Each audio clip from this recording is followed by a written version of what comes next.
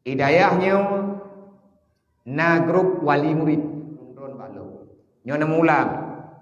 long hơi tiplo ro ada puli mangdram ikut ujian ada balayan kurka mata drone pegah long mediakan ngak gengiang lima ni di kampung ngak gengiang le keluarga di kampung nyo ni buat kena pukul dan long pingan tabodre dan mandungkan ada pegah. Hidayahnya na grup wali murid. So yang hana buat long yo lapor langsung bak gurai bak grup WA wali murid. Yang tobiat hana lagi di nyo hana sedar le. Langsung talapor bak mak ne, langsung talapor bak ya. Long cok foto draw ne yang ne pegan batat draw ni hidayah, yang hana jama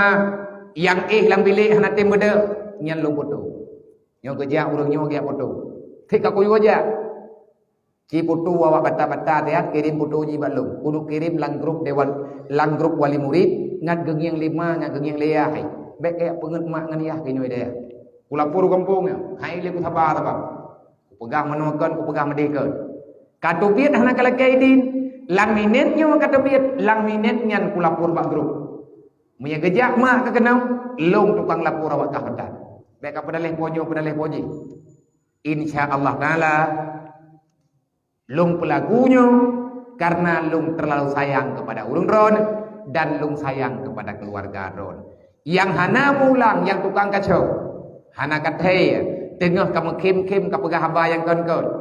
tengah kamu dua kamu ayang-ayang hana kamu mulang hana kathe na urang cok pediu geja urang giak pediu awak putra kapegah tarkam api lihat gerekam nyan videonya long cok long kirim lang grup long tanyang cinyang dia tupon nyo uro malam jihana dimulang ipabih pe menyajir bak drone silahkan menyahanjit ni cok pulang pulang bak urunci ni lo hai kumayang li ya tapi abah lo semoga mengerti diberi kekuatan li Allah Taala kegedayo beri kataba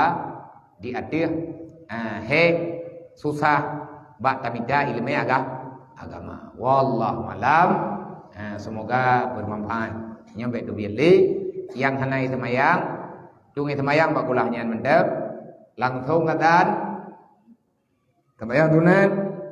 bekna yang tinggal be pegah-pegah abah tengah azan be pegah-pegah abah lang masjid decat rumah Allah Taala ya olehnya kamat sembahyang wirid jauh kitab ya ibu